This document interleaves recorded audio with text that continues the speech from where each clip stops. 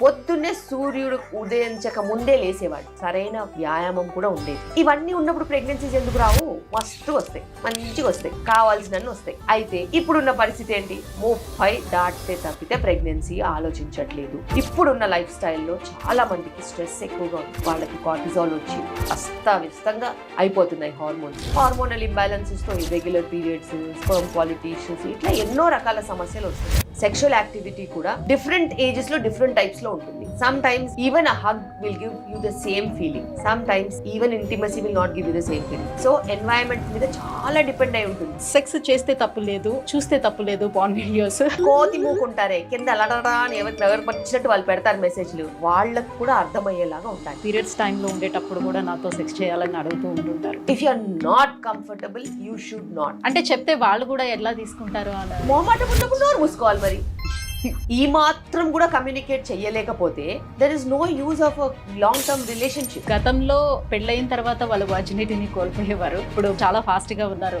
If you don't have safe sexual activity, మీరు ఖచ్చితంగా ఏదో ఒక సెక్షువల్లీ ట్రాన్స్మిటెడ్ డిజీజ్ దారిని పడతారు. లవ్ కి డెఫినేషన్ మారుతూ వెళ్తుంది. భార్యాభర్తలు విడిపోవటానికి కొన్ని రీజన్స్ చెప్తూ ఉంటారు. లైఫ్ లో ఎప్పుడైనా ఒడిదుడుకులు వచ్చినప్పుడు ఉండేదాన్నే మనం పాలిష్ అవుతూ ఉంటాం. ఇది ఎవరి మిస్టేక్ కాదు. People would want to have a house, would want to have 1 or 2 children. ఇవన్నీ మేనేజ్ చేస్తూ వెళ్ళినప్పుడు జనజీవన స్రవంతిలో కలిసి వెళ్ళిపోతున్నప్పుడు ఇలాంటి చాలా జరుగుతూ ఉంటాయి. పిల్లలు పుట్టారు కదా, అందుకే నేను లావుగా అయ్యాను అని చెప్తూ ఉంటారు. అసలు ఏ సంబంధం ఉంటుంది? బాగా తినేసి లావ్ అవడం తప్పితే వేరే ఏం లేదు. మదర్ ఇన్ లా అసలు వర్కే చేయనివ్వరు. ప్రేమ అనుకుంటారు, అది ప్రేమ కాదు, పైసా. Coming to unwanted kids ma'am, committed relationships లో ఉన్న వాళ్ళకి ఇవి యూజ్ చేయడానికి హక్కు వీలు లేదు. పెయిన్ వస్తే ఈ పెయిన్ కామనే కదా అని భరిస్తే మార్నింగ్ కి 7 అయితే వెళ్తాం. చావు బతుకుల్లో 5 grams 4 grams హిమోగ్లోబిన్ తో మా దగ్గరికి వస్తారు. వచ్చినప్పుడు మేము చేసే కష్టము ఎవరు రికగ్నైజ్ చేయరు. ప్రాణం పోతే డాక్టర్ వల్ల ప్రాణం పోయిందంటారు తప్పితే ఇలా మింగొచ్చింది అందుకే పోయిందని ఎవ్వరు చెప్పరు. Hi, welcome to healthy talks with Suji.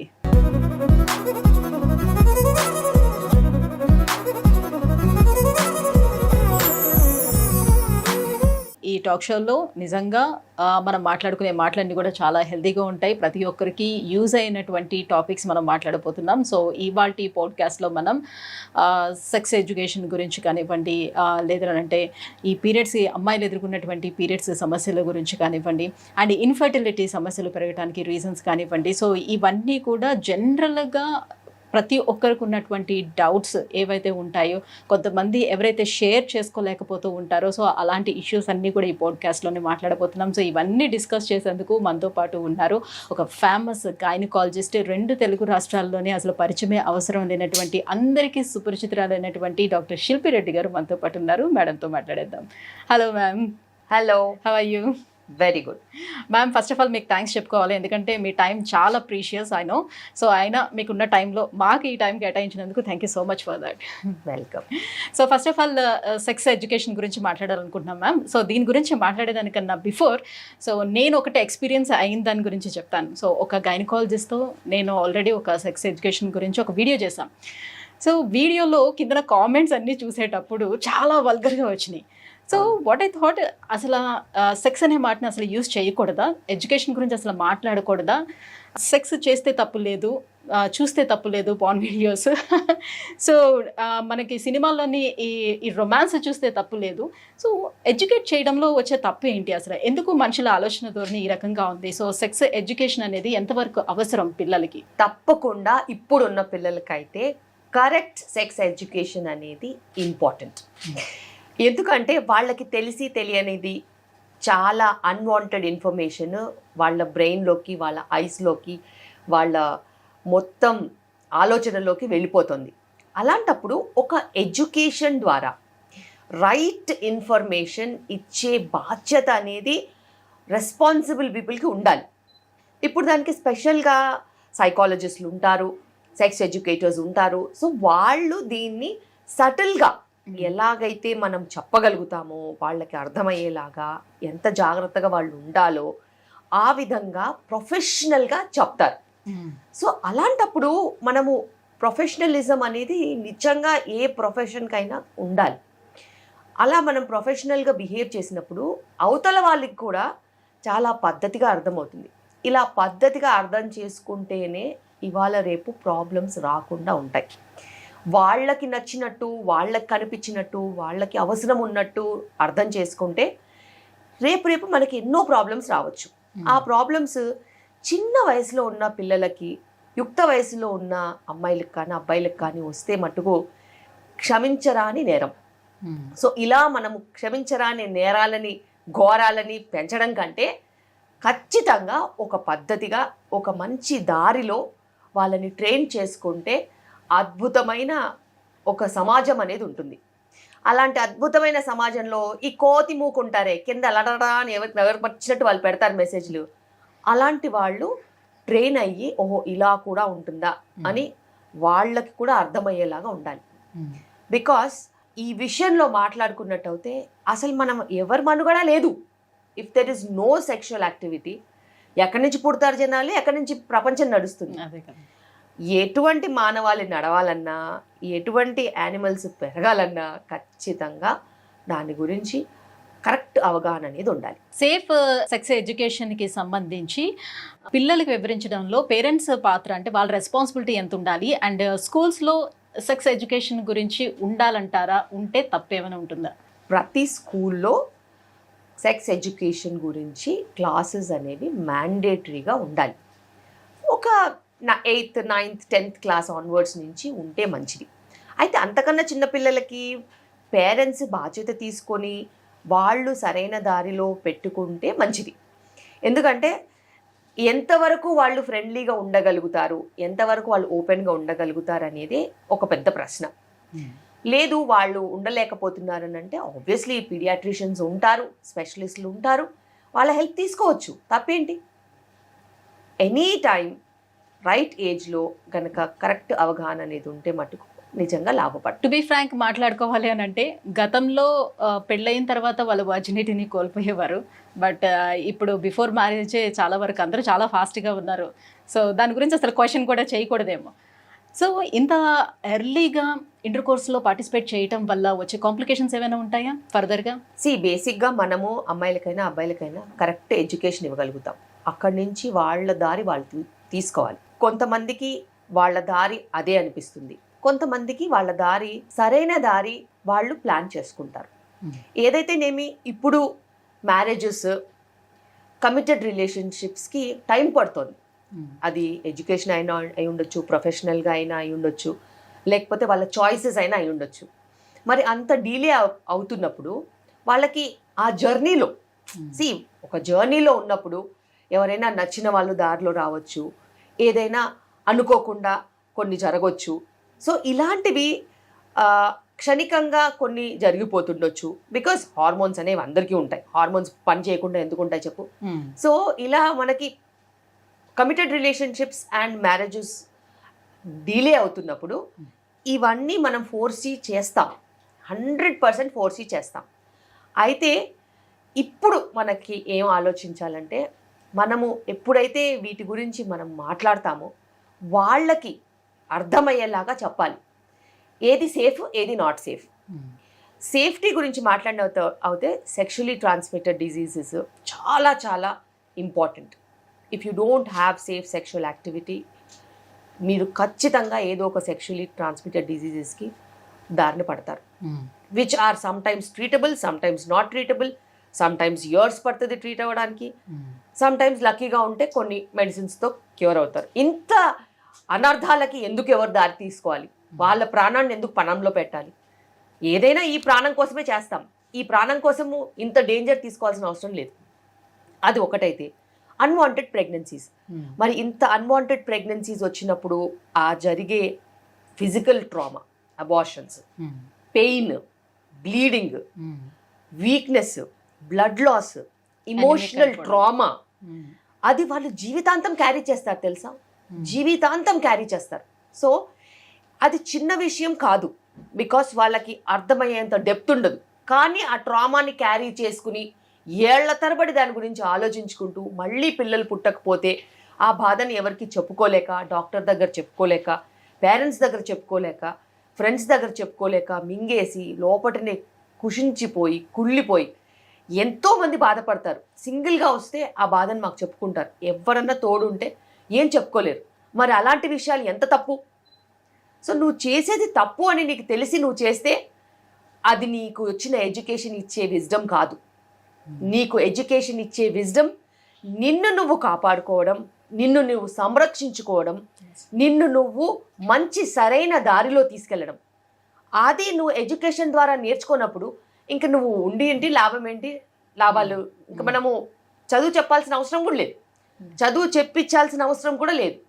ఇంత చిన్న కామన్ సెన్స్ విషయాల్లో తప్పటడుగులు వేస్తే ఖచ్చితంగా వాళ్ళకి ముందు ముందు మనుగడకే మనకి ప్రాబ్లమ్స్ వచ్చే అవకాశాలు ఉంటాయి. అంటే అమ్మాయిలు మాట్లాడుకునేటప్పుడు చెప్పుకునే విషయాలు ఉంటాయి కదా కొన్ని. So girl talks. సో దాంట్లో బేసిక్ గా ఓరల్ సెక్స్ గురించి వాళ్ళ పార్ట్నర్స్ ఎక్కువగా ఫోర్స్ చేయడం జరుగుతూ ఉంటుంది. అసలు ఓరల్ సెక్స్ అనేది అసలు చెయ్యొచ్చా, చేస్తే ఎలాంటి కాంప్లికేషన్స్ ఫ్యూచర్ లో మనం ఎదుర్కోవాల్సి ఉంటుందా, సో ఓన్లీ విమెన్ ఎదుర్కొంటుందా లేకపోతే మేల్ కూడా ఇష్యూస్ ఏమైనా ఉంటాయా, అసలు చేయొచ్చా? బేసిక్ గా సెక్షువల్ యాక్టివిటీకి వచ్చేసరికి you have so many choices. అవి ప్లస్ ఉండొచ్చు, మైనస్ ఉండొచ్చు. అయితే పార్ట్నర్స్ ఇద్దరు మాట్లాడుకుని ఇద్దరికి సమ్మతం అయితేనే ఏదైనా సంతోషమైన సామ్రాజ్యమైనా, లేకపోతే గొడవలు విడిపోవడం తప్పితే ఏం మిగలదు. అయితే ఇద్దరు ఒపీనియన్స్ కలిస్తే సుఖంగా వాళ్ళు ఎంజాయ్ చేస్తారు. ఇద్దరు ఒపీనియన్స్ కలవకపోతే అది మనసులోనే పెట్టుకుని బాధపడుతూ దూరాలు పెరిగిపోతాయి. అండ్ సెక్షువల్ యాక్టివిటీకి వచ్చేసరికి చాలామందికి చాలా చాయిసెస్ ఉంటాయి. చాలా అన్యాచురల్ చాయిసెస్ ఉంటాయి, న్యాచురల్ చాయిసెస్ ఉంటాయి. కొంతమందికి అసలు చాలా విపరీతంగా కూడా బిహేవియర్స్ ఉంటాయి. ఏదైనా కూడా normal behaviour is normal behaviour and abnormal behaviours ఉంటే అవతల పార్ట్నర్ ఖచ్చితంగా సమ్మతం చెప్పాలి. అదర్వైజ్ ఇవి లాంగ్ స్టాండింగ్ రిలేషన్షిప్స్కి దారి తీయవు. అండ్ మోస్ట్ లైక్లీ ట్రొమాటిక్ స్ప్లిటప్స్కి, ట్రొమాటిక్ ప్రాబ్లమ్స్కి దారి తీస్తాయి. అండ్ ఎక్స్ప్లోర్ చేయడం వేరు, అది నచ్చినా నచ్చకపోయినా బతకడం వేరు. మరి నీకు అంత చాయిసెస్ నువ్వు యాజ్ అన్ ఇండివిజువల్ ఉన్నప్పుడు నీకు నచ్చితే ఓకే, నచ్చకపోతే you should say no. And sexually transmitted diseases oral సెక్స్తో కూడా వచ్చే ఛాన్సెస్ ఉంటాయి. There are so many people who come with big big ulcers on the mouths and lesions. ఇవన్నీ కూడా వాటితో వచ్చినవి.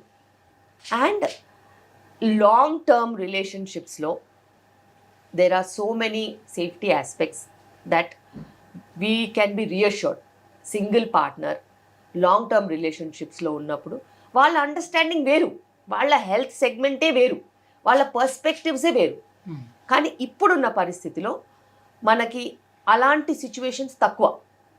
బికాస్ పీపుల్ ఆర్ ఎక్స్ప్లోరింగ్లో చాలా ఎక్స్ప్లోర్ చేస్తూనే ఉంటారు. అలాంటప్పుడు ఇందులో సేఫ్టీ అనేది ఉండదు. జాగ్రత్తగా ఉండాల్సిన అవసరం అయితే ఉంది. రైట్, మీరు చెప్పినట్టుగా విపరీతాలు కూడా చాలా ఉంటాయి అని అన్నారు కదా. సో అందులో భాగంగానే కొంతమంది అడుగుతూ ఉంటారు, నా హస్బెండ్ నేను పీరియడ్స్ టైంలో ఉండేటప్పుడు కూడా నాతో సెక్స్ చేయాలని అడుగుతూ ఉంటుంటారు. సో ఈ దీనివల్ల నేను ఏమైనా ఎఫెక్ట్ అవుతానా అని. ఎవరికి ఏ ఎఫెక్ట్ అవ్వరు, బట్ కంఫర్ట్ అనేది కూడా చూసుకోవాలి కదా. See everybody is not having same symptoms. Okay, some people are very comfortable, some people have tremendous pain. So if you are comfortable, you can go ahead, there is nothing to stop you.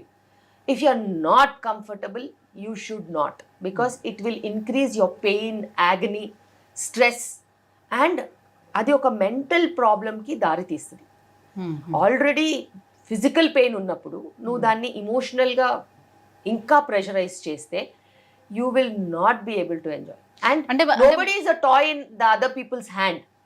Everybody has their own self regulation, self respect and body image particulars. So అవన్నీ ఉన్నప్పుడు you can always communicate. అంటే పూర్వము మన పెద్దవాళ్ళు so ఇట్లా periods వచ్చేటప్పుడు వాళ్ళని సపరేట్గా కూర్చోబెట్టేవారు, పని చేయించకపోవడంతో పాటుగా. సో ఇలా సెక్షువల్ గా కూడా ఇంటర్కోర్స్ కూడా ఉండకూడదని, అట్లా దాంట్లో ఏం సైంటిఫిక్ రీజన్ లేదని అంటారు. So basically it is not about scientific reason, it is about understanding a woman's needs, because women used to do lot of work. Okay, lot of work and a lot of house related work. Bigger families, చాలా పెద్ద families ఉండేవి, చాలా మందికి వంట చేయాల్సి వచ్చేది, చాలా పెద్ద పెద్ద డేకిసాల్ లాంటివి ఎత్తాల్సి వచ్చేది, వంట దగ్గర ఇంటి పని, క్యాటిల్, మొత్తం యానిమల్ హస్బెండరీ ఉంటే కూడా ఉమెనే చూసుకునేవాళ్ళు. ఇట్లా ఎన్నో పనులు ఉండేవి. పాలు పితకడం దగ్గర నుంచి ఇల్లు కల్లాపి కానీ ఊడవడం కానీ తుడడం ఇలా చాలా పనులు ఉండేవి. సో అలాంటి వాటికి నీకు కొంచెం రెస్ట్ ఇవ్వడానికి కొన్ని సోషల్ నార్మ్స్ గ్యాదర్ చేశారేమో తప్పితే కానీ, అండ్ అందులో ఒక పార్ట్ ఇది కూడా ఉండొచ్చు, just to give her space, recovery, additional stress లేకుండా రిలాక్స్డ్గా ఉండడానికి తప్పితే వేరే ఏ విషయాలు లేవు. So men and women sexual లైఫ్లో ఉమెన్ సాటిస్ఫాక్షన్కి ఎంత ప్రయారిటీ అనేది ఇస్తున్నారు ప్రజెంట్ మెన్స్ అనేది?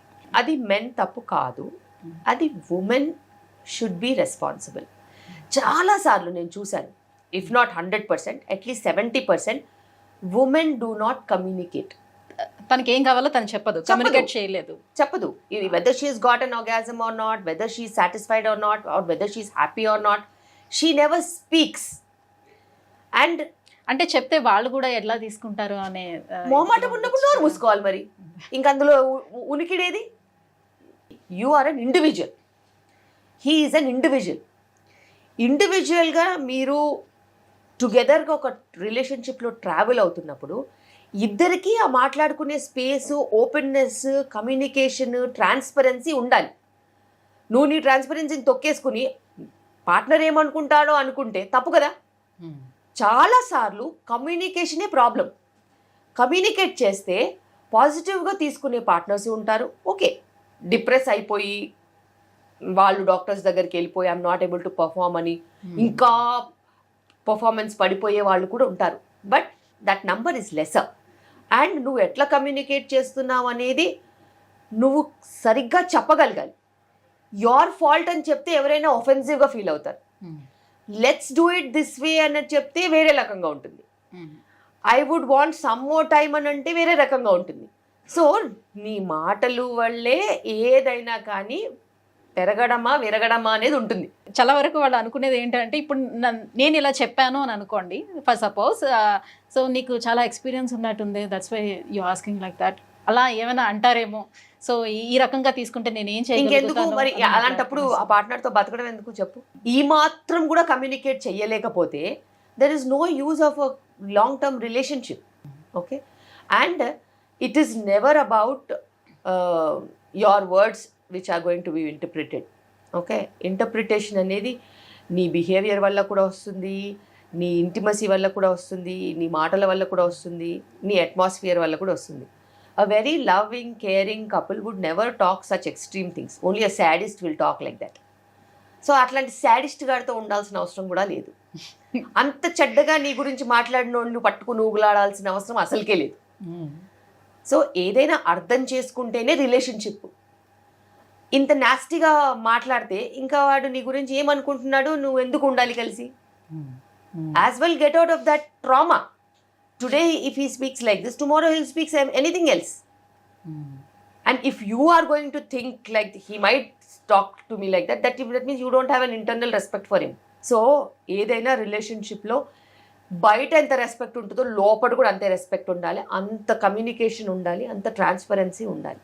లేకపోతే there is no point in even staying together. భార్యాభర్తలు విడిపోవటానికి కొన్ని రీజన్స్ చెప్తూ ఉంటారు. సో బిఫోర్ మ్యారేజ్ తను ఉన్నట్టుగా, అంటే ఒకవేళ లవ్ చేసుకుంటే బిఫోర్ మ్యారేజ్ ఉన్నట్టుగా, లేదు అంటే మ్యారేజ్ స్టార్టింగ్లో ఉన్న విధంగా తర్వాత పిల్లలు పుట్టిన తర్వాత ఉండటం లేదు. సో అది ఎలాంటి కండిషన్లో అయినా కావచ్చు, లైక్ తన లవ్ని ఎక్స్ప్రెస్ చేసే విధానంలో కావచ్చు, లేదంటే సెక్షువల్ లైఫ్లో కావచ్చు. సో ఇలాంటివన్నీ కూడా నాకు డిఫరెన్సెస్ కనిపిస్తున్నాయి, కాబట్టి మేము ఉండలేకపోతున్నాం, మాకు చాలా డిఫరెన్సెస్ వచ్చాయని చెప్తూ ఉంటారు. ఎందుకు బిఫోర్ ఉన్నట్టుగా ఆఫ్టర్ ఉండలేకపోతారు? అంటే ప్రాబ్లం మెన్లో ఉంటుందా, ఉమెన్లో ఉంటుందా? ప్రాబ్లం లైఫ్లో ఉంటుంది. Because when you travel together ఖచ్చితంగా ఈ రోజు ఉన్నట్టు రేపు ఉండదు, రేపు ఉన్నట్టు ఎల్లుండి ఉండదు. అండ్ లైఫ్లో ఎప్పుడు కష్టాలు నష్టాలు సుఖాలు వస్తూ పోతూ ఉంటాయి. And that builds relationship. అలాగే నీ demands and your profession and your environment keeps changing. అవి చేంజ్ అవుతున్నా కొద్దీ దానికి అనుగుణంగా నువ్వు అడ్జస్ట్ అవుతూ వెళ్ళిపోవాలి. At 20s you are a different person, at 30s you are a different person, at 40s you are different, 50s you are different. Your body is different, yes. Your work is different, your professional engagements are different, your family is different, your responsibilities are different. So prioritize అయ్యేవి prioritize అవుతూ ఉంటాయి, prioritize లేని పక్కన పడుతూ ఉంటాయి. But ఇద్దరు కలిసి travel చేస్తున్నప్పుడు unless it is threatening the other people's life or it is very traumatic for the other people's life, you can travel together. Adjustments ఉంటాయి, అర్థము చేసుకోవడం అనేది ఉంటుంది. అండ్ సెక్షువల్ యాక్టివిటీ కూడా డిఫరెంట్ ఏజెస్లో డిఫరెంట్ టైప్స్లో ఉంటుంది. Some times even a hug will give you the same feeling, some times even intimacy will not give you the same feeling. So environment మీద చాలా డిపెండ్ అయి ఉంటుంది. లైఫ్లో ఎప్పుడైనా ఒడిదుడుకులు వచ్చినప్పుడు ఉండేదాన్నే మనం పాలిష్ అవుతూ ఉంటాం తప్పితే ఇది ఎవ్వరి మిస్టేకు కాదు. అండ్ ఇప్పుడున్న హై స్పీడ్ సొసైటీలో చాలా డిమాండింగ్ సిచ్యువేషన్స్లో వర్క్ చాలా టైం తినేస్తుంది. అండ్ వర్క్తో పాటు other things also are very very occupying, like your own commitments కానీ, యువర్ ఫైనాన్షియల్ గ్రోత్ కానీ, కెరియర్తో పాటు ఇంట్లో ఉన్న రెస్పాన్సిబిలిటీస్ కానీ, ఎక్స్పెక్టేషన్స్ కానీ. People would want to have a house, people would want to have a vehicle, people want to have 1 or 2 children.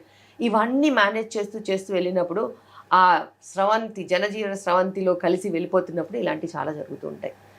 And it's just a part of life and people keep changing. లవ్కి definition మారుతూ వెళ్తూ ఉంటుంది. So ఇప్పుడు చాలా relationships అన్నీ కూడా maximum break అవుతూ అలా వెళ్తున్నటువంటి ఈ రిలేషన్షిప్స్ని చూసి సో చాలామంది ఏంటంటే జస్ట్ లివింగ్ టుగెదర్ రిలేషన్షిప్ వచ్చేద్దాం, మ్యారేజెస్ ఇవన్నీ ఎందుకు, తర్వాత మళ్ళీ డివోర్స్ ఇవన్నీ తలకాయ నొప్పులన్నీ ఎందుకు, సో లివింగ్ టుగెదర్లో ఉందాం అండ్ ఫైనాన్షియల్ ఫ్రీడమ్ కూడా మనకి పోతుంది అండ్ ఆ కంపాటబిలిటీ ఉండదు. సో ఇవన్నీ ఆలోచిస్తూ ఉంటారు. సో కొద్ది రోజులు పోయిన తర్వాత ఈ మ్యారేజ్ అనే వర్డ్ కూడా ఇంకా ఉండదంటారా? అసలు ఇలాంటి రిలేషన్షిప్స్ ఏమైనా ఉంటాయా, లేకపోతే ఈ లివింగ్ టుగెదర్ వెళ్తాయి అంటారా? చూస్తూ ఉంటుంటే ఏమనిపిస్తుంది? ఈ బేసిక్గా కుటుంబ వ్యవస్థ, మ్యారేజెస్ ఇవన్నీ కూడా చాలా చాలా చాలా కోట్ల సంవత్సరాల నుంచి ఉన్నాయి. ఆది మానవులు అప్పుడు కూడా ఉన్నారు, ఇప్పుడు కూడా లోకంలో ఉన్నారు. Who just behave like stray dogs. They can be stray dogs anywhere. అయితే కుటుంబ వ్యవస్థ అనేది చాలా స్ట్రాంగ్, చాలా చాలా స్ట్రాంగ్. అది చాలా కంట్రీస్లో కూడా ఇప్పటికీ నిలబడింది.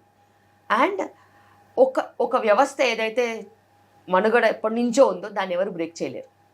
టెంపరీగా ఎవరైనా బ్రేక్ చేయాలని చూసినా కానీ వాళ్ళు త్వరగానే రియలైజ్ అవుతారు, అయ్యో ఇలా మనం చేయలేదని. వాళ్ళు చూపించిన దారిని అబ్బో అనుకునే వాళ్ళే చీ అని తర్వాత అనుకుంటారు. సో బేసిక్గా it's all about society. And society ఎలా వర్క్ చేస్తుంది అనేది ఎప్పుడూ చేంజ్ అవుతూనే ఉంటుంది. ఈ రోజు లాగా ఇది బెటర్ అంటారా, అది బెటర్ అంటారు? లివింగ్ టుగెదర్ బెటర్గా ఉంటుందా, లేకపోతే మ్యారేజ్ లైఫే బెటర్గా ఉంటుందా? ఏది కరెక్ట్ వే? సేఫ్టీ కూడా చూసుకోవాలి కదా. If there is no relationship covering your entire emotional and physical attachments, then what is the security? So చాలామంది అనుకుంటారు ఓకే లివింగ్లో బాగుంటుంది అనేసి. బాగుంటుండొచ్చు, ఎప్పటి వరకు? సెక్యూరిటీ అనేది ఎప్పటి వరకు ఉంటుంది? వాళ్ళిద్దరు కలిసినంత వరకు అంతే. ఆ తర్వాత ఇంకొక పార్ట్నర్ దొరికారని ఒకరు వెళ్ళిపోతే వీళ్ళ పరిస్థితి ఏంటి? సో అలా అని మ్యారీడ్ రిలేషన్షిప్స్లో వెళ్ళిపోరని కాదు, బట్ మ్యారీడ్ రిలేషన్షిప్స్లో వెళ్ళిపోయినప్పుడు there is every bit of a legalities that are there to make your secure. Responsibility అనేది ఉంటుంది. There is entire family system that governs you, that protects you. But in just random relationships, avanni undavu. And there will be nobody to share your trauma also. Anybody going through divorce, there will be families supporting them, children supporting them, or something else supporting them to stand by them. At least siblings, at least anybody. But when you are getting apart or having hardships in your other relationships, there will be very few people to support you. And you are not very secure there. Legal ga kuda konni legalities e untai, anni legalities apply avvu. So coming to male masturbation, so హస్తప్రయోగం, so ఇది everyday చేయటం వల్ల వాళ్ళ mental health ఏమైనా దెబ్బతింటుందా? See, it's a absolute normal phenomenon. Masturbation అనేది చాలా చాలా normal. You cannot tell that it is abnormal unless and until people have forgotten the entire world and only doing that.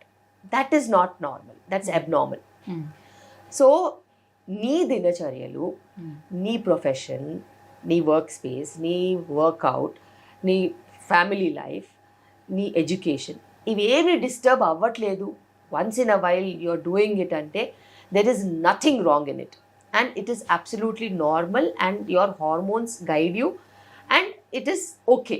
But when you stop the entire world and you are just after it and you are doing it more than often, more than required, stopping your work or stopping your communication skills or not engaging with people around and the social life anta potundi అని అంటే then that's not normal.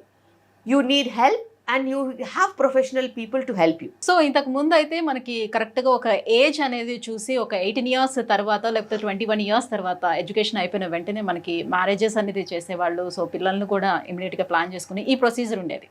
But nowadays అందరూ కూడా career వైజ్గా వెళ్తున్నారు, ఆ ఓరియంటెడ్గా వెళ్తున్నారు కాబట్టి so వాళ్ళంతా ఒక 35 అట్లా, అమ్మాయిలు కూడా అలానే ప్లాన్ చేసుకుంటూ వస్తున్నారు 30-35 అన్నప్పుడు. సో పిల్లల దగ్గరకు వచ్చేటప్పటికి ఈ కాంప్లికేషన్స్ నార్మల్ అయిపోయింది. సో గల్లీకి ఒక ఇన్ఫర్టిలిటీ సెంటర్స్ అనేది వస్తుంది. సో ఇది పెరుగుతున్న టైంలో ప్రాపర్గా నాకు పిల్లల్ని కావాలి ప్లాన్ చేసుకోవాలనుకునేటప్పుడు ఉన్నటువంటి ఆప్షన్స్ ఏంటి, ఎలా చేసుకోవాలి, దీని నుంచి ఏ రకంగా బయటపడవచ్చు? కుటుంబ వ్యవస్థ ఎప్పుడైనా కూడా చాలా పటిష్టంగా ఉండింది. So early marriages always better. Teenage marriages కాదు, ఎర్లీ మ్యారేజెస్ అంటే ద రైట్ ఏజ్ మ్యారేజెస్ చాలా బెటర్. దాని మీద ఒక మొత్తం దేశ భవిష్యత్తు ఉంటుంది. ఇప్పుడు మనం ఇంత స్ట్రాంగ్గా ఎందుకున్నాము యాజ్ అన్ ఎకానమీ? అన్ని other economies are dying economies అని ఎందుకు అంటున్నారు? Because we have young population. అంటే ఈ దేశాన్ని, ఈ వ్యవస్థని మన లాస్ట్ జనరేషన్ కాపాడారు. వాళ్ళందరూ టైంకి పెళ్ళిళ్ళు చేసుకుని 2-3 పిల్లల్ని కానీ ఇప్పుడు ఈ దేశానికి యంగ్ పాపులేషన్ ఇచ్చారు. మనం నంబర్ 1కి వెళ్ళే ఆస్కారం అనేది ఇచ్చారు. యూరోప్ చూసారా, చచ్చిపోయింది. అక్కడ ఉండడానికి జనాలు లేక ఊర్లలో నుంచి, ఇండియా నుంచో ఎక్కడి నుంచో ఎత్తుక్కుంటున్నారు జనాలు, వచ్చి ఉండండి మేము డబ్బులు ఇస్తాం. సో అలాంటి ఒక వ్యవస్థకి వెళ్ళిపోవాలంటే ఈధర్ కుటుంబ వ్యవస్థ అన్నా చచ్చిపోవాలి, లేకపోతే డీలేడ్గా మ్యారేజెస్, డీలేడ్గా పిల్లలన్నా కనాలి. కనేది కూడా ఒక్కళ్ళనే కంటున్నారు. అలాంటప్పుడు ఒక 10-15 ఏళ్లలో మనం ఎక్కడ ఉంటాము? మనం ఎక్కడ ఉండం, మళ్ళీ యూరోప్లో తయారవుతాం. సో ఇది నెక్స్ట్ ఉండే డేంజర్. చాలా పాపులేషన్ సర్వేస్, ఫర్టిలిటీ సర్వేస్, ఇట్లా కొన్ని వందల సర్వేస్ ఏం చెప్తున్నాయంటే మనము we have gone below the mark of normal fertility. Normal fertility అంటే ఏంటి? 2.2 దాని మార్క్. అంటే 2 పెళ్ళి చేసుకుంటే వాళ్ళకి 2 పిల్లలు. ఓకే, సో యావరేజ్గా 2.2 ఫర్టిలిటీ నంబర్. ఇప్పుడున్న పరిస్థితిలో అది 1.5 కంటే కూడా దిగువన ఉంది. ఎందుకు వచ్చింది ఆ పరిస్థితి? Because of one is late marriages, one is deciding late to have children, third is fertility problems, fourth is getting pregnant difficult, having miscarriages, obstetric problems రావడము. దాని తర్వాత another reason is పిల్లలు పుట్టాక కూడా వాళ్ళు చిన్న వయసులోనే చనిపోవడం. ఏది డెంగ్యూ అయినా అయ్యుండొచ్చు, మొన్న కోవిడ్కి చనిపోయిండొచ్చు, ఎన్నో రీజన్స్ అయ్యుండొచ్చు. సో బర్త్ రేటు తగ్గుతుంది. ఎంత హెల్త్ ఇన్ఫ్రాస్ట్రక్చర్ ఉన్నా కూడా ఏదో ఒక పాండమిక్, ఎపిడమిక్ లాంటివి వచ్చి పిల్లల భవిష్యత్తుతో లాక్కుంటున్నాయి. సో ఇలా ఉన్నప్పుడు ఇంకా మనము లేట్గా మ్యారేజెస్ చేసుకున్నట్టు అయితే రీప్రొడక్టివ్ ఫంక్షన్కి స్కోప్ లేకుండా పోతుంది. Because there is pollution, there is so much of plastics that are microplastics. మనం వాడే సామాన్లో ఉన్న microplastics working on our fertility, air pollution, water pollution, your ఫుడ్లో ఉన్న pesticides, chemicals, additives, preservatives, colours, ఇలా ఎన్నో they are acting on our fertility.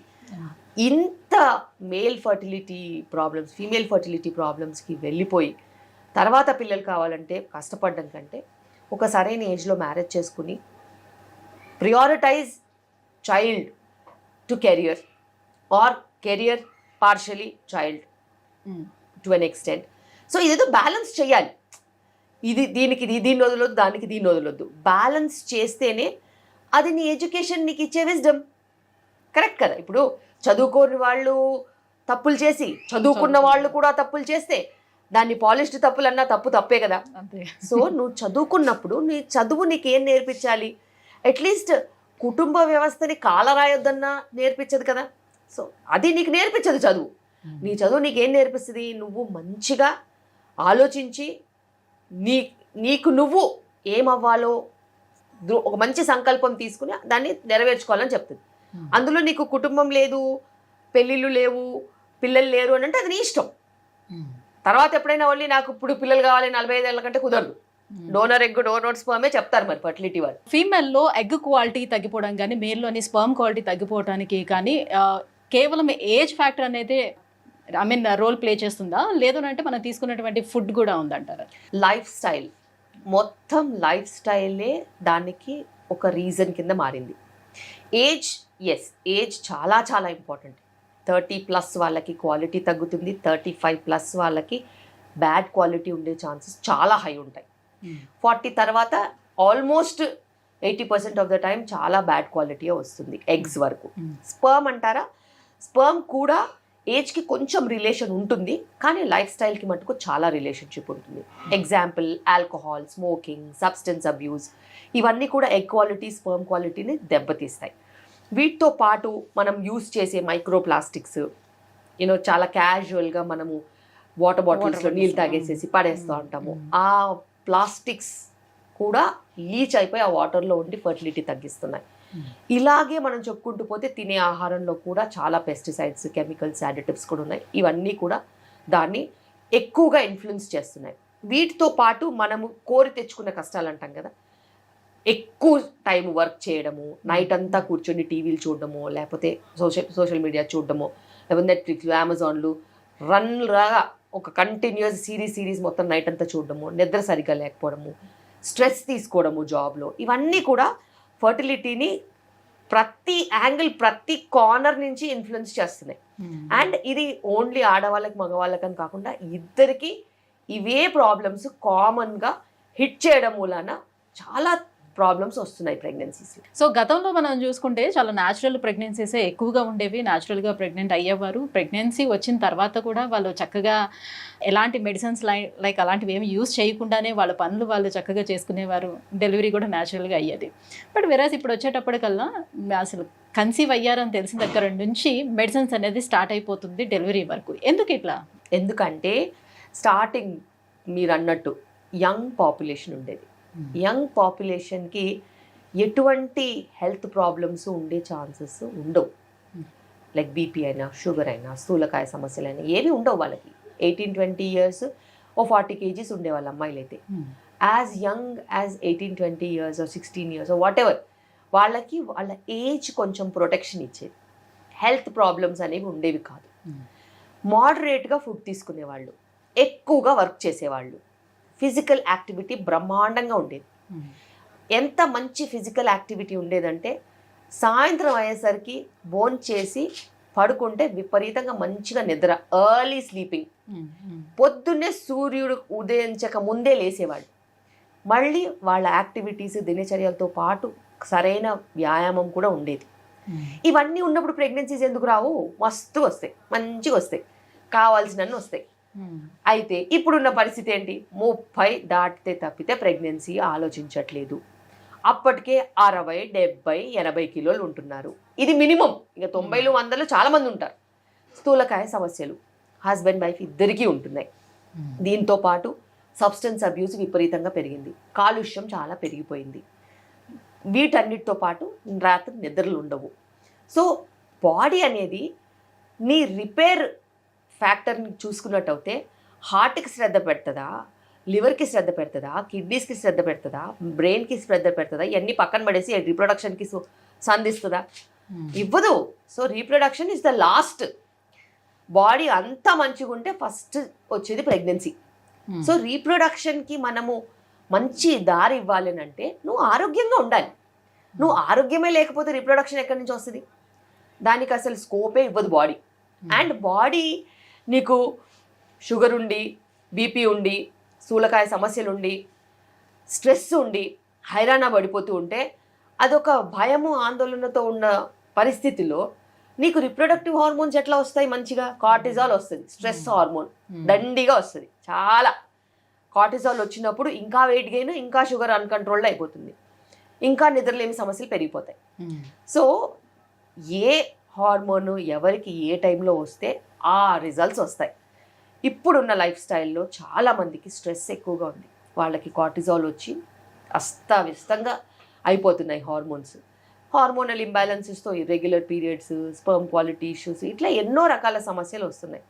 అన్నిటికంటే ఇప్పుడు ఎక్కువగా నంబర్స్ మేము చూసే థైరాయిడ్ ప్రాబ్లమ్స్ చాలా పెరిగిపోయాయి బికాస్ ఆఫ్ ఓవర్ వెయిట్. మరి అంత ఓవర్ వెయిట్ సమస్యని చాలా క్యాజువల్గా తీసుకుంటున్నారు. ఒకప్పుడు నా ఓపీకి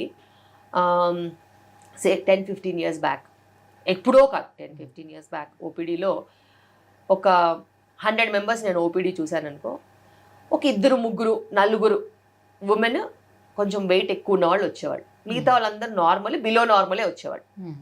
ఇప్పుడు వారానికి 2-3-4 నార్మల్ వెయిట్ ఉన్న వాళ్ళు వస్తున్నారు, మిగతా వాళ్ళందరూ ఓవర్ వెయిటే.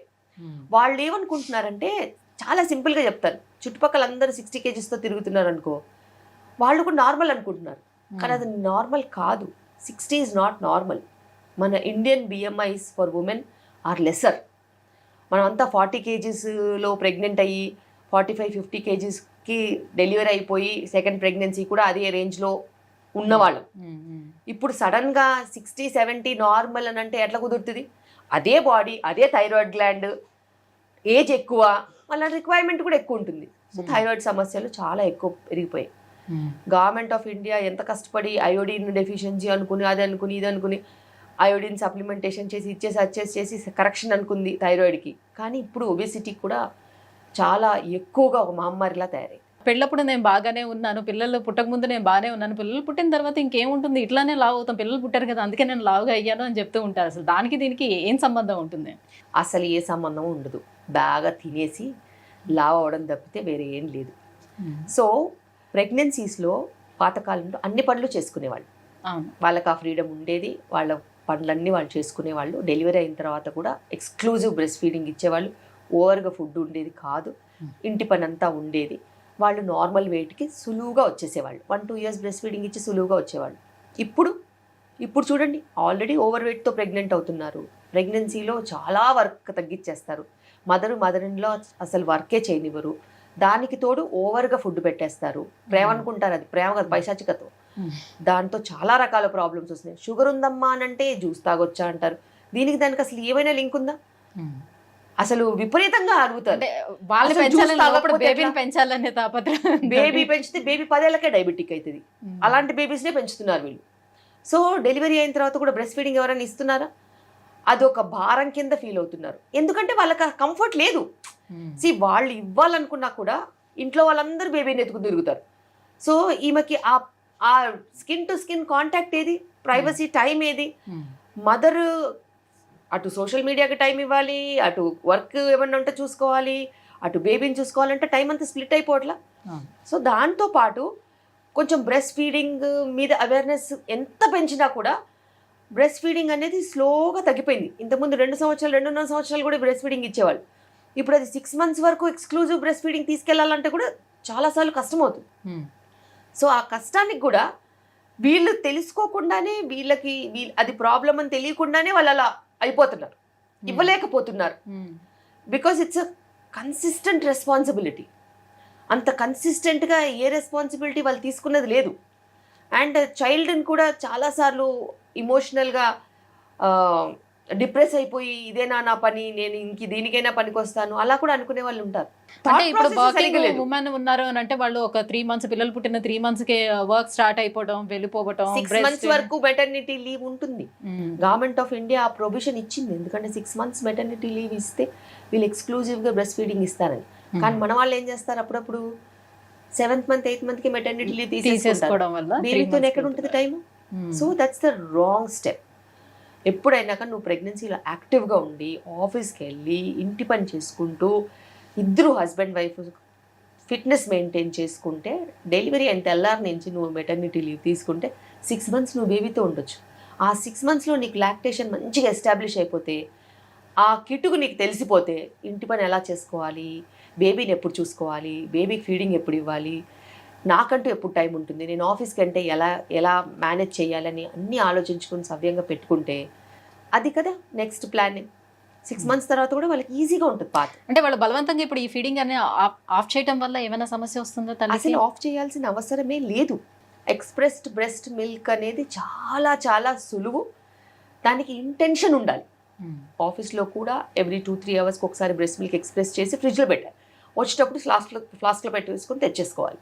సో ఇది అందరూ చేయాల్సిన ప్రక్రియ అండ్ ఇది కష్టం కాదు. దీనికి ఒక మంచి ఇంటెన్షన్ ఉండాలి. ఫోర్స్డ్గా మన బ్రెస్ట్ ఫీడింగ్ ఆపేస్తే వెయిట్ లాస్ అనేది ఆగిపోతుంది.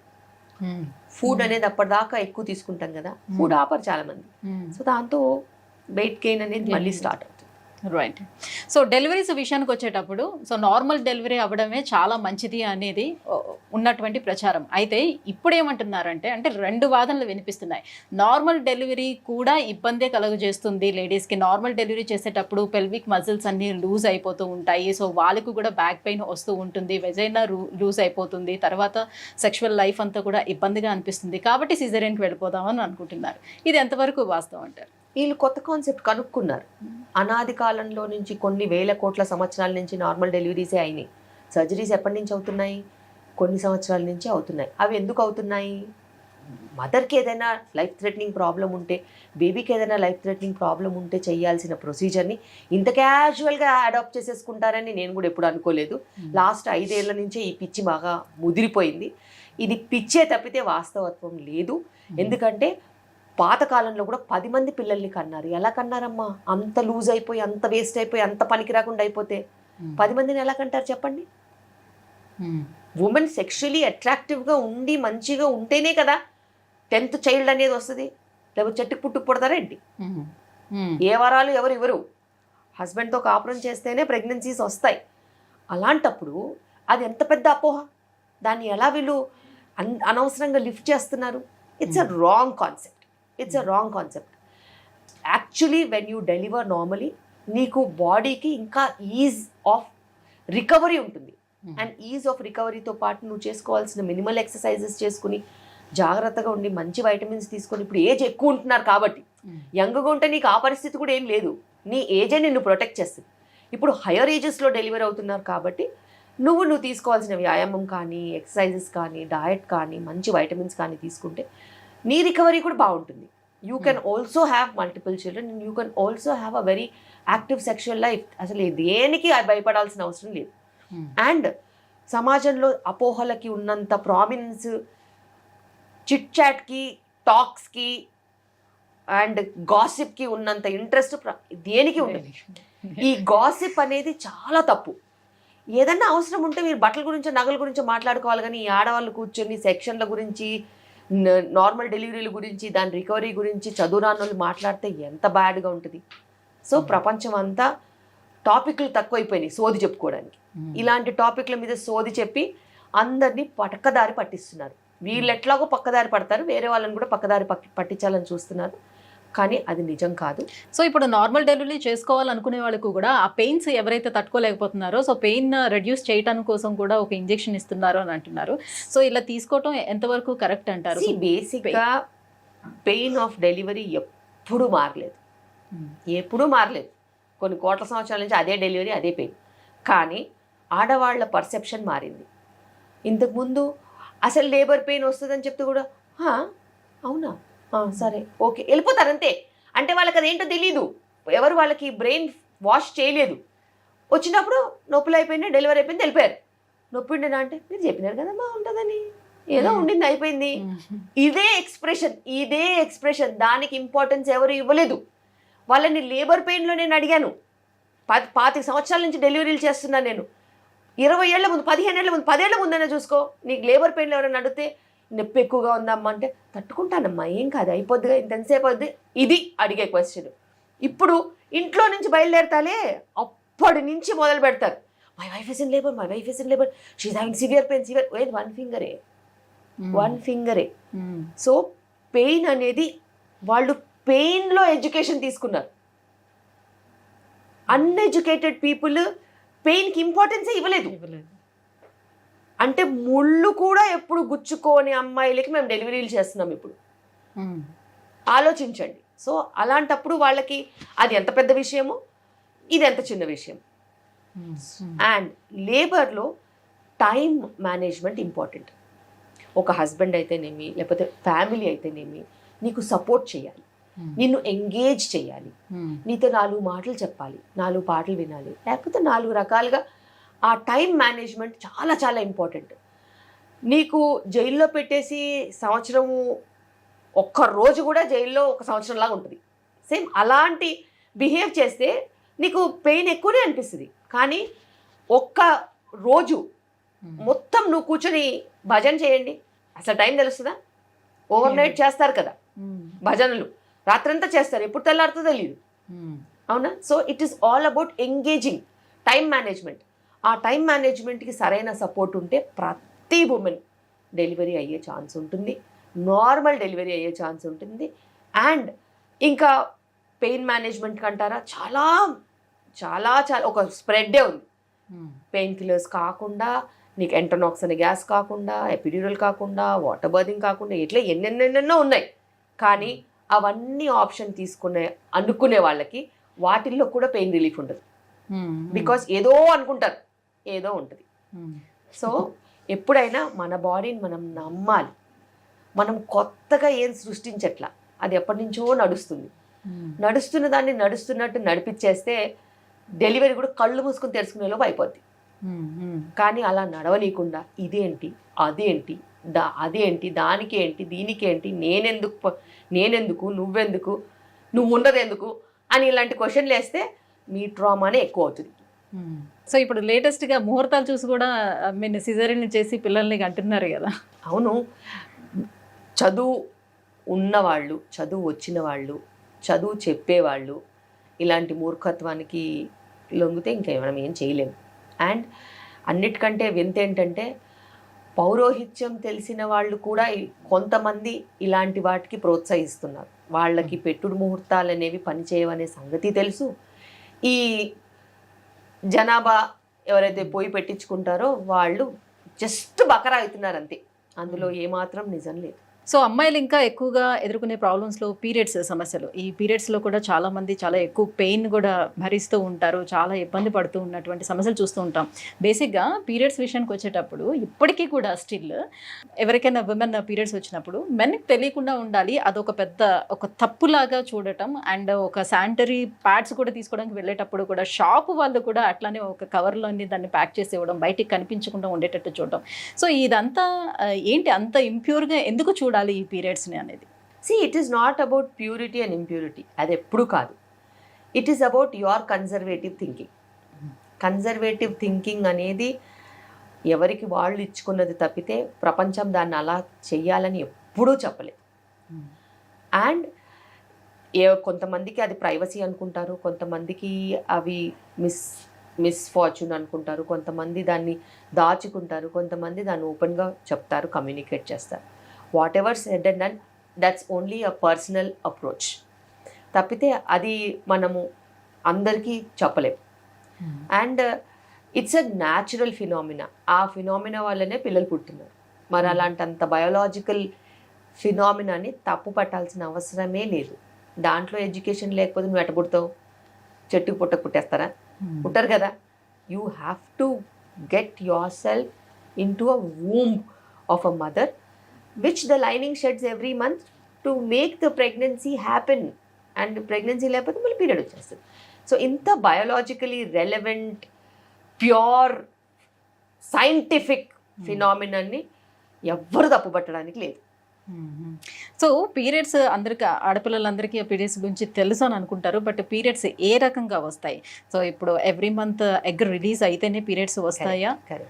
సో ఎలా వస్తుంది ఏంటి అసలు, దాని గురించి చాలా మందికి తెలిసే అవకాశం ఉండదు. సో మెన్స్ట్రువల్ సైకిల్ అనేది ఒక యావరేజ్గా 21 days to 35 days వరకు ఒక యావరేజ్ మెన్స్ట్రువల్ సైకిల్ ఉంటుంది. ఈ యావరేజ్ మెన్స్ట్రువల్ సైకిల్ని 2 bits కింద మనం డివైడ్ చేయొచ్చు. First half estrogen cycle, second half estrogen progesterone combination ఉంటుంది. ఫస్ట్ హాఫ్లో ఎగ్ ఫామ్ అవుతుంది. ఒక చిన్న ఎగ్ ఓవరీలో నుంచి ఫామ్ అవుతూ ఒక 20 mm 22 mm సైజ్కి ఎగ్ వస్తుంది ఓవరీలో. ఏదో ఒక ఓవరీలో నుంచి ఒక ఎగ్ తయారవుతుంది. వెరీ రేర్లీ 2 eggs తయారవుతాయి, లేకపోతే 1 egg ఎవ్రీ మంత్ ఆల్టర్నేట్గా వస్తూ ఉంటుంది, ఒక ఓవరీలోంచి ఇంకొక ఓవరీలోంచి. ఆ ఎగ్ వచ్చినప్పుడు ఆ ఎగ్ ఈస్ట్రోజన్ని ప్రొడ్యూస్ చేస్తున్నప్పుడు ఆ ఈస్ట్రోజన్ అనేది ఆ యూట్రస్లో ఉన్న లైనింగ్ ఏదైతే ఉంటుందో ఆ లైనింగ్ని డెవలప్ చేస్తుంది. ఆ లైనింగ్ని అది డెవలప్ చేసినప్పుడు ఎగ్ రిలీజ్ అయిన తర్వాత అప్రాక్సిమేట్లీ మిడ్ సైకిల్ హాఫ్ టైంలో అది రిలీజ్ అవుతుంది. రిలీజ్ అయినప్పుడు ఒక 30-day సైకిల్ అంటే 15-16 day రిలీజ్ అవుతుంది. రిలీజ్ అయినప్పుడు ప్రొజెస్ట్రాన్ స్టార్ట్ అవుతుంది. ఆ ప్రొజెస్ట్రాన్ ఈ లైనింగ్ని ఇంకా నరిష్ చేస్తుంది. నరిష్ చేసి ప్రెగ్నెన్సీ వస్తే దానికి నరిష్మెంట్ ఇస్తుంది. ఫుడ్ ఫర్ ప్రెగ్నెన్సీ అనమాట. ఒకవేళ ప్రెగ్నెన్సీ రాకపోతే ఎగ్జాక్ట్గా 14-15 daysకి ఈస్ట్రోజన్ ప్రొజెస్ట్రాన్ రెండూ పడిపోయి పీరియడ్ వస్తుంది. అండ్ ఇవన్నీ కూడా మాస్టర్ హార్మోన్స్తో నడుస్తాయి. బ్రెయిన్ పిట్యూటరీ గ్లాండ్లో రిలీజ్ అయ్యే follicle stimulating hormone, luteinizing hormone, thyroid hormones, prolactin hormones ఆధ్వర్యంలో ఈ అంతా వ్యవస్థ నడుస్తూ ఉంటుంది. ఇది ఒక నార్మల్ మెన్స్ట్రువల్ సైకిల్ జరిగే పద్ధతి. ఇది కొంతమందికి కొద్ది రోజులు ఎక్కువ ఉంటుంది, కొద్ది రోజులు తక్కువ ఉంటుంది, కొంచెం లైనింగ్ ఎక్కువ ఉంటుంది, కొంచెం లైనింగ్ తక్కువ ఉంటుంది, అప్పుడప్పుడు ఎగ్ వస్తుంది, అప్పుడప్పుడు రాదు. ఇవన్నీ కూడా డిఫరెన్సెస్ ఉంటాయి, కానీ బేసిక్ మెకానిజం అయితే ఇదే. సో ఇప్పుడు పీరియడ్స్ టైంలోనే చాలా మందికి ఎక్కువ పెయిన్ వస్తుంది, కొంతమందికి అంత పెద్ద పెయిన్ కూడా ఏం అనిపించదు, అసలు తెలియదు కూడా, అలా ఉంటుంది. సో పెద్దవాళ్ళు చెప్తుంటారు పెయిన్ వచ్చినా కూడా మంచిదే, నీకు కన్సీవ్ తొందరగా అవుతావు, నీకు డెలివరీ బాగుంటుందా అని కొంతమంది చెప్తూ ఉంటారు. అసలు ఇందులో వాస్తవం ఎంత? నిజంగా పెయిన్ వస్తే అట్లా ఉంటుందా? బేసిక్గా పెయిన్ అనేది నేను చెప్పాను ముందే, అదొక పర్సెప్షన్. కొంతమందికి ఎక్కువ వస్తుంది, కొంతమందికి బాగా పెయిన్ ఉన్నా కూడా చిటుక్కున్నట్టు కూడా ఉండదు. సో పెయిన్ అనేది subjective to your body. And కొంతమందికి డిస్మెనోరియా అంటాం, అంటే పీరియడ్ పెయిన్. ఆ డిస్మెనోరియా 2-3 రకాలుగా ఉంటుంది. స్పాస్మోడిక్ డిస్మెనోరియా, కంజెస్టివ్ డిస్మెనోరియా అని ఇట్లా 2-3 రకాలుగా ఉంటుంది. ఆ పీరియడ్ పెయిన్కి మనము న్యాచురల్ మెథడ్స్ కొన్ని ట్రై చేయాలి. న్యాచురల్ మెథడ్స్లో టైంకి తినడం, టైంకి పడుకోవడం, ఎక్కువగా ఫ్యాటీ ఆయిలీ ఫుడ్స్ ఎక్కువ తీసుకోకపోవడము, క్యాలరీస్ కొంచెం కరెక్ట్గా ఉండడం, వ్యాయామం కరెక్ట్గా ఉండడము, నైట్ తొందరగా పడుకోవడం, ఇవన్నీ నీ పీరియడ్ సైకిల్ని ఇన్ఫ్లుయెన్స్ చేస్తాయి. వీటన్నిటితో పాటు నీ మంచి ఎగ్ ఫార్మేషన్, ఎగ్ రిలీజ్ ఉంటే నీకు అంతగా ఇబ్బంది ఉండదు.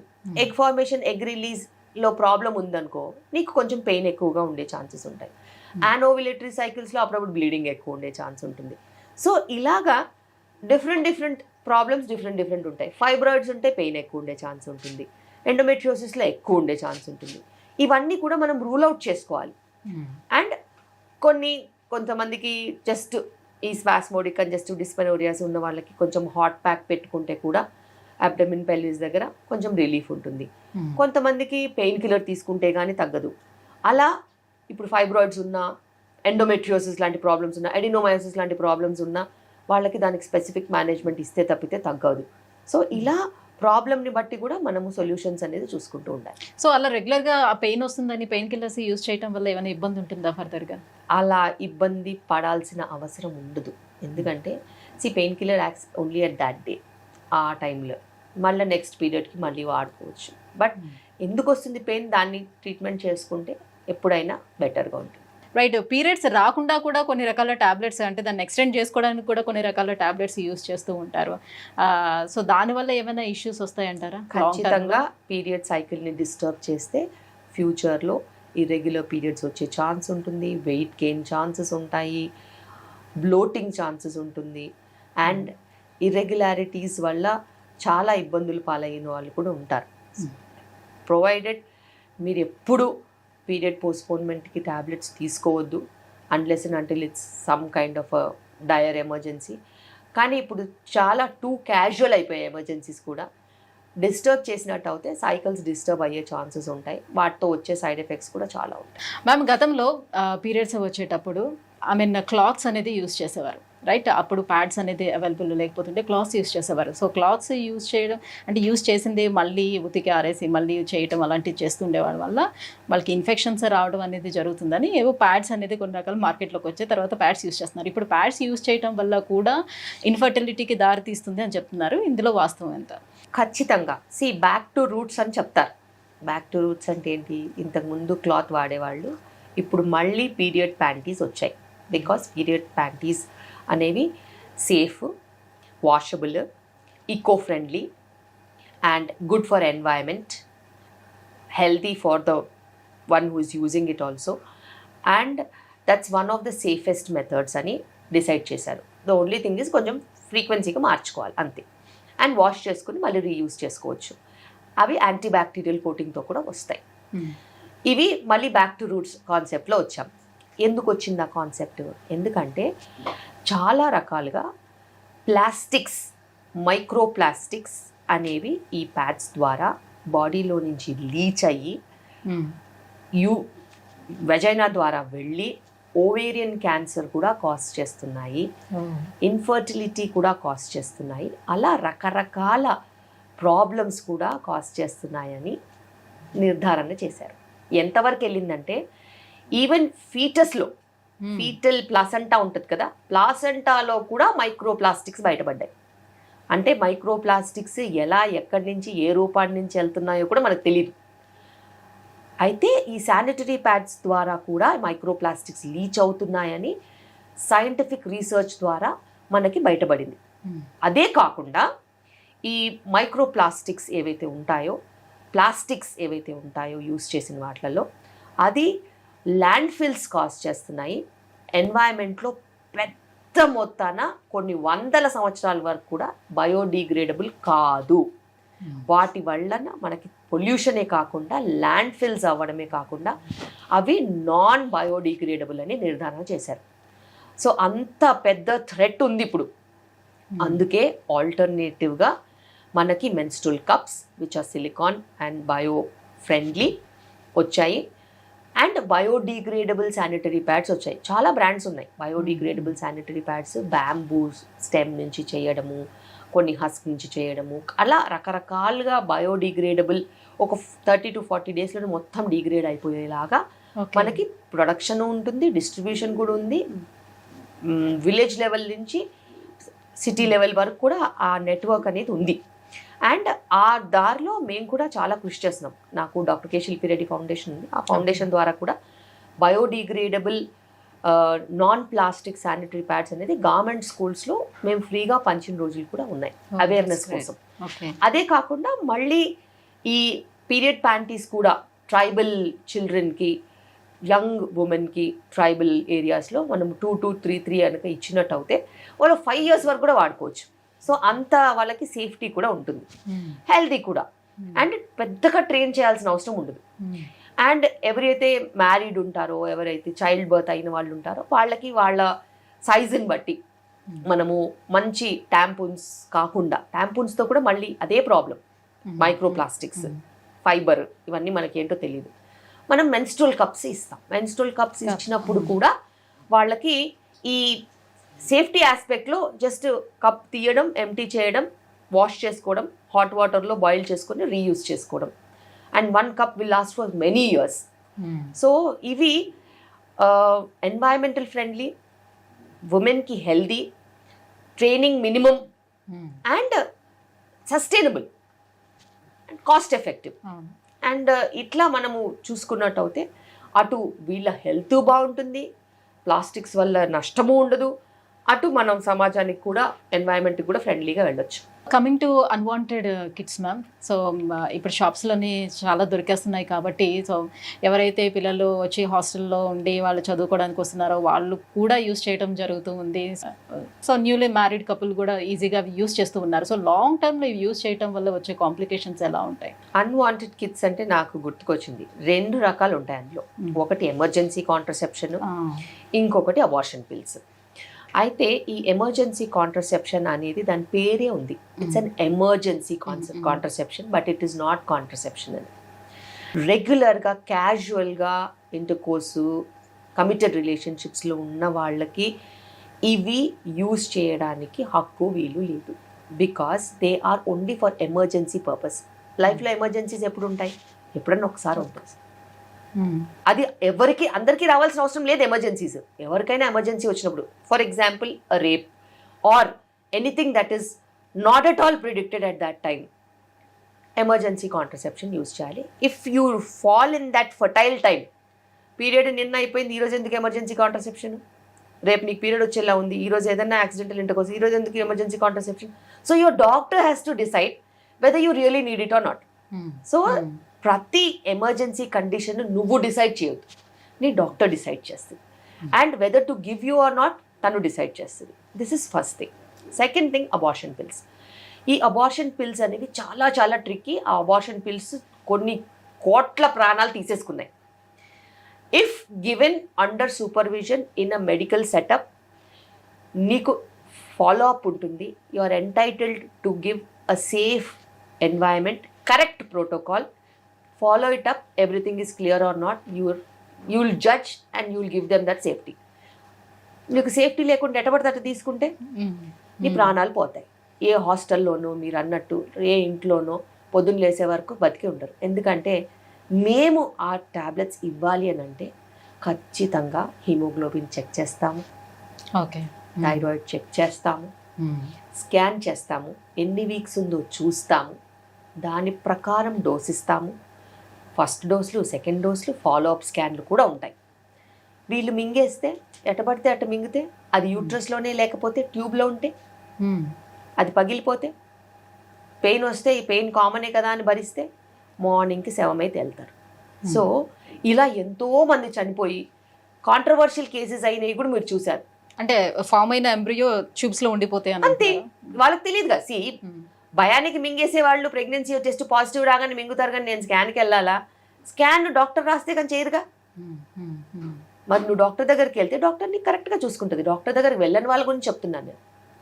ప్రెగ్నెన్సీ పాజిటివ్ వచ్చింది కదా అని టాబ్లెట్స్ మింగేసి ఓవర్ బ్లీడింగ్ అయ్యి కొలాప్స్ అయిపోయి చావు బతుకుల్లో 5 grams 4 grams హీమోగ్లోబిన్తో మా దగ్గరికి వస్తారు. వచ్చినప్పుడు మేము చేసే కష్టము ఎవరు రికగ్నైజ్ చేయరు. ప్రాణం పోతే డాక్టర్ వల్ల ప్రాణం పోయింది అంటారు తప్పితే ఇలా మింగొచ్చింది అందుకే పోయిందని ఎవ్వరు చెప్పరు. అది వాళ్ళు మాకు కూడా చెప్పరు. She was very healthy yesterday, they went in to the hospital and she died అంటే ఆలోచించండి ఎంత భయంకరంగా ఉంటుందో. ఎంతమంది డాక్టర్స్ దాన్ని అట్లా బ్లేమ్ తీసుకుని మనకి కష్టాలు పాలయ్యారో. So every woman is very healthy one day before she takes a nonsense tablet. And if it is an ectopic, if it ruptures or if it is ఒక 12 weeksకి 6 weeksది మెడిసిన్ మింగిందనుకో, అది అటు ఇటు కాకుండా మధ్యలో ఇరుక్కుపోతే బ్లీడింగ్ అవుతానే ఉంటుంది. Clots clots clots clots bleeding అవుతుంటుంది placenta ఉన్నంత వరకు. వాళ్ళు కొన్ని లీటర్స్ ఆఫ్ బ్లడ్ లాస్ అవుతుంది. సో ఇదంతా కూడా జనాలకి అవేర్నెస్ లేక కాదు, ఓవర్ స్మార్ట్ బిహేవియర్. మాకే తెలుసు, మాకు అన్నీ తెలుసు, మా పక్కింటి వాళ్ళు యూజ్ చేస్తారు, మా ఫ్రెండ్ యూజ్ చేసింది, she had never a problem. Every situation is different. ఒక మనిషికి ఇంకో మనిషికి పోలికే లేదు. నీ హిమోగ్లోబిన్ వేరు, నీ యూట్రస్ వేరు, నీ ట్యూబ్స్ వేరు, నీ సైజ్ ఆఫ్ ప్రెగ్నెన్సీ వేరు, నువ్వు కనుక్కున్నది వేరే టైంలో, నీకు ప్రోటోకాల్ వేరు ఉంటుంది. దీన్నే కదా మెడిసిన్ అంటారు. అందుకే కదా 10 ఏళ్ళు 15 ఏళ్ళు చదవాలి. లేకపోతే క్రాష్ కోర్స్ లాగా 4 రోజుల్లో కంప్లీట్ చేసేయచ్చుగా. దీనికి ఈ మెడికేషన్, దానికి ఆ మెడికేషన్, దీనికి ఈ మెడికేషన్, డెలివరీ ఇట్లా ఉంటుంది, సెక్షన్ ఇట్లా ఉంటుంది అని అయిపోద్ది. అలా ఉంటుందా చెప్పండి? అలా ఉండదు కదా. సో సిచ్యువేషన్స్ బట్టి మనకి మేనేజ్మెంట్స్ అనేవి నేర్చుకోవడానికి కొన్ని ఒక డికేడ్ పడుతుంది. అదంతా క్యాజువల్గా అబార్షన్కి మెడికేషన్స్ ఇళ్లల్లో కూర్చుని మింగేస్తే ఎంత అనర్థం. It's purely non sense. And అది అసలు ఎవరికి ఎంకరేజ్ చేయొద్దు. And it is very very very dangerous. Right. Thank you ma'am, thank you so much. So చాలా టైం మాకు స్పెండ్ చేసి సో మచ్ గుడ్ ఇన్ఫర్మేషన్ కూడా వ్యూవర్స్ అందరికీ కూడా పాస్ చేశారు. Thank you so much. Thank you.